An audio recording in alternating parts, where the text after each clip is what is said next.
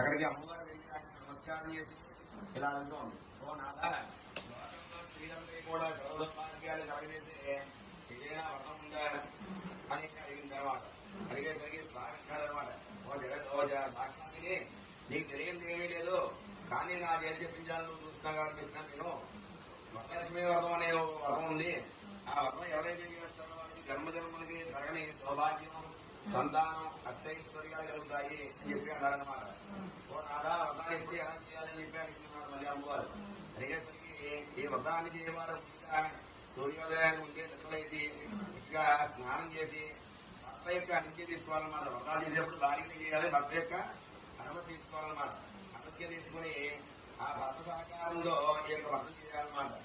ఈ యొక్క వ్రతం చేసేవారు ముందుగా పూజాస్థలాన్ని గోమయంతో శుద్ధి చేయాలన్నమాట. అంటే ఆవుపేటతో శుభ్రంగా అడగాలి పూజాస్థలం అంతా కూడా.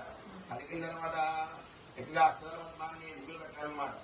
ముగ్గులు పెట్టిన తర్వాత మండపం ఏర్పడి బంగారంతోనైనా అదే వెండితోనైనా బంగారంతోనైనా అలాగే మట్టితోనైనా కలసం చేసి ఆ కలసం మీద వరలక్ష్మీదేవిని ఆవాహన చేయాలన్నమాట. చేసి ఆ వరలక్ష్మీదేవికి నవసూత్రం శుభప్రదం అని మంత్రం ఉంది కాబట్టి ఆ 9 దారపోగులు గల ఆ సూత్రాన్ని అమ్మవారి దగ్గర పెట్టి దానికి కూడా పూజ చేసి ఆ తర్వాత సుమంగళి అయిన ఆ యొక్క స్త్రీ పూజ చేసి కట్టుకోవాలన్నమాట. దక్షిణాస్తాన్ని కట్టుకుని ఆ అమ్మవారిని సేవ చేసుకుని అలాగే బ్రాహ్మణ భోజనం చేయాలన్నమాట. అంటే సాత్విక ఆహారం తినాలని చెప్పారనమాట. కాబట్టి ఎవరైతే వ్రతం ఇలా విధంగా చేస్తారో వారికి అమ్మవారి వల్ల జన్మ జన్మలకి తరగని సౌభాగ్యం కలుగుతున్నామా అని చెప్పి ఆ యొక్క పరమేశ్వరుడు అమ్మవారిని చెప్పాడనమాట. నాదా మధ్యాహ్నం అమ్మవారు, ఓ నాదా, పూర్వకాలంలో ఎవరైనా ఇక్కడ వ్రతం ఆచరించారా అదంతా కూడా తెలుగు చెప్పి అమ్మవారు అడిగింది. ఆయన స్వామి మళ్ళా అంటాడు, విను పార్వతి చెప్తానని చెప్పి ఇలా చెప్పడం ప్రారంభించాడనమాట. పూర్వకాలంలో మగరాజ్యంలో గుండిరంబోర పట్టణం ఉంది. ఆ పట్టణంలో ఇంకన్నీ కూడా బంగారంతో ఉన్నాయన్నమాట. గోడలు కూడా బంగారంతో ఉన్నాయి, ద్వారాలు బంగారంతో ఉన్నాయి, అలాగే గర్భాలన్నీ కూడా బంగారంతో ఉన్నాయన్నమాట. ఇల్లంతా బంగారం ఉంది. అంటే ఆ ఇల్లు ఎలా ఉందో అలా ఎందుకుందో చెప్తాను వినండి. ఆ యొక్క పట్టణంలో పూర్వంలో చారుమతి అనే మహాపతివ్రత ఉందన్నమాట. పతివ్రత అంటే ఏంటి? ఉదయాన్నే భర్త లేకుండా ఉండే లేచి భర్త పాదాలు నమస్కారం చేసుకుని మంగళసూత్రాలు నమస్కారం చేసుకుని దయ్యాలు కాకుండా అత్తమాలను గట్టిగా చూసుకుని ఆపై బాబు అత్తమాలని ఆప్యాయంగా చూసుకుని భర్తలని ఆ యొక్క లలనామాలంగా చూస్తూ అలాగే ఇరుపరు వారితో కూడా నిజంగా మాట్లాడుతూ ఎవరైతే ఉంటారో వాళ్ళని పతివ్రత అంటారన్నమాట. కాబట్టి ఆ చారుమతి మహాపతివ్రత అనమాట. భర్తలు ఎవరైనా ఉదయం నిద్రలో ఇచ్చిందనమాట. తర్వాత భర్త యొక్క పాదాలు నమస్కారం చేసుకుని అత్తమాలకి భక్తిగానికి సేవ చేసేది అనమాట. కాబట్టి అలాంటి మహాపతివ్రతకి ఒకనాడు కళలో వరలక్ష్మీదేవి అనుగ్రహం వల్ల ఆ వరలక్ష్మీదేవి ప్రసన్నం అయిందనమాట. అయ్యి ఇలా అంటుంది, ఓ జానవతీదేవి, నేను వరలక్ష్మీదేవిని నిన్ను అనుగ్రహించడానికి వచ్చానమ్మా. ఈ యొక్క పాతివర్గ్యానికి నేను చాలా ముగ్ధురాలయ్యానమ్మా అని చెప్పి అందనమాట. అప్పుడు వెంటనే ఆ కళ్ళలోనే ఈ చారుమతిదేవి అమ్మవారి సాష్టాంగ నమస్కారం చేసి అనే స్తోత్రాన్ని కూడా చెప్పిందనమాట.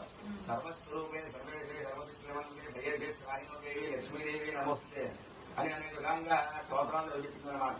చెప్పేసరికి అప్పుడు అమ్మవారు అంటుంది, అమ్మా చారుమతి, శ్రావణ మాసంలో పౌర్ణాన్ని ముందుగా వచ్చే శుక్రవారం నాడు నన్ను సేవించినట్లయితే నిన్ను అనుగ్రహిస్తానమ్మా, నీకు తరగని సౌభాగ్యం ఇస్తానమ్మా అని చెప్పి చెప్పిందనమాట. చెప్పి ఆమె అంతర్ధానం అయింది. ఉదయాన్నే ఈ చారుమతీదేవి లేచిందనమాట. కళ యొక్క వృత్తాంతాన్ని తన అత్తమామలకి భర్తకి చెప్పింది. వారు కూడా చాలా సంతోషపడ్డారు. మన వంశమే ధరించిందమ్మా, నీలాంటి కోడలు మాకు రావడం మా పూర్వజన్మ సుకృతం, మా వంశాంతా కూడా ధరించింది, అమ్మవారిని అనుగ్రహించిందని ఇంకేం కావాలని చెప్పి వాళ్ళందరూ కూడా చాలా పొంగిపోయారు.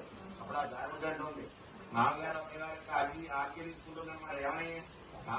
ఏమని ఈ యొక్క కలవృత్తాంతాన్ని ఊరంతా కూడా చెప్తాను చెప్పి వాళ్ళ చేత కూడా ఈ యొక్క వ్రతం చేసినట్లేదు, వాళ్ళకి కూడా అమ్మవారి అనుగ్రహం కలుగుతుందని చెప్పి అందనమాట. అనేసరికి అత్తమామల భర్త కూడా చాలా సంతోషించారు. నిస్వార్థంగా అంటే మనకు ఐశ్వర్యం వస్తుంటే పక్క వాళ్ళు చెప్పం మనం, కానీ చారుమతిదేవి అందరికీ కలగాలని చెప్పి నిస్వార్థంగా ఆ యొక్క చెప్పేసరికి వాళ్ళు కూడా చాలా ఆనందించారన్నమాట. ఈ చారుమతిదేవి 9.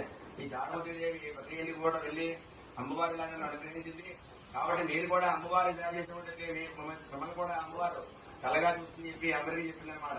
వాళ్ళందరూ కూడా ఒకటే మాట్లాడారు, ఏమని, అమ్మా చారుమతి, ఆ పూజా పురస్కారాలు ఎలా చేయాలో మాకు తెలియదు, కాబట్టి శ్రావణ మాసంలో పౌర్ణాన్ని ముందుగా వచ్చే శుక్రవారం నీటిగా వచ్చేస్తాము, అందరూ అక్కడే పూజ చేసుకుందాం అని చెప్పి అందరూ కూడా ముందు రోజే వెళ్ళిపోయారు. ఎవరో చాలా మంది ఇంటికి అన్నమాట. ఈ మొత్తం అందరూ కూడా తెలవని చేస్తున్నారు. కొంతమంది మండపాన్ని ఏర్పరుస్తున్నారు, కొంతమంది ఏమో గుమ్మాన్ని తోరణాలు పెడుతున్నారు, మరి కొంతమంది ఏం చేస్తున్నారంటే ముగ్గులు పెట్టినారన్నమాట. మరి కొంతమంది ఏమో సంగీతాన్ని ఆలపిస్తున్నారు. ఇలా ప్రతి ఒక్కరు ప్రతి పని చేస్తున్నారు. ఆ రాత్రంతా గడిపి ఉదయాన్నే శుక్రవారం అయింది. ఉదయాన్నే లేచి అందరూ కూడా నదీ స్నానానికి వెళ్లి స్నానం చేసి గట్టిగా కాలికి మొహానికి పశువు రాసుకుని స్నానం చేసి గట్టిగా మళ్ళా నూతన వస్త్రాలు కట్టుకుని పూజా స్థలానికి వచ్చారన్నమాట. అందరూ కూడా కథలు ఏర్పరచుకున్నారు. ఏర్పరచుకుని గట్టిగా అందరూ కూడా 9 నవసూత్రం గల ఆ యొక్క తోరాన్ని ఒకటి అమ్మవారి దగ్గర ఒకటేమో చేతి కట్టుకున్నారు. కట్టుకుని అమ్మవారి దగ్గర కూర్చున్నారన్నమాట. కూర్చుని అమ్మవారికి విశేషంగా పూజలు చేశారు. అమ్మవారి వస్త్రాలు, యజ్ఞోపదాలు అలాగే ఆభరణాలన్నీ కూడా సమర్పించారు. సమర్పించి అమ్మవారికి ఇష్టమైన పదార్థాలన్నీ కూడా నైవేద్యం కింద పెట్టారు.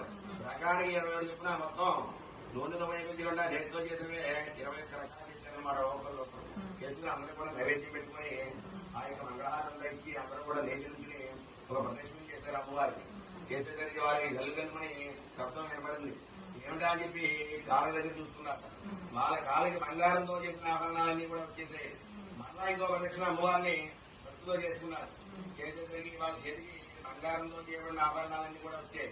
అలాగే భక్తి తప్పకుండా 3వ ప్రదక్షిణం చేసుకున్నారు అమ్మవారికి. చేసుకునేసరికి వాళ్ళ ఇల్లంతా కూడా బంగారం అయిపోయి ఎవరైతే పూజ చేసుకున్నారో వాళ్ళ ఇళ్ళన్నీ కూడా బంగారం అయిపోయాయి అన్నమాట. అలాగే వాళ్ళని తీసుకెళ్ళడానికి ఎక్కడున్నారు అందరూ చాలా మంది ఉన్నారు. వాళ్ళందరినీ కూడా ఇంటికి తీసుకెళ్ళడానికి ఇంటి దగ్గర నుంచి బంగారంతో చేయబడిన ఉన్నాయన్నమాట. ఆనందపడ్డారు. అమ్మవారికి పెట్టిన నైవేద్యాన్ని వాళ్ళు కూడా అందరికీ కూడా ముఖ్యంగా ఆయన వచ్చి ధరాలు అందరూ కూర్చుని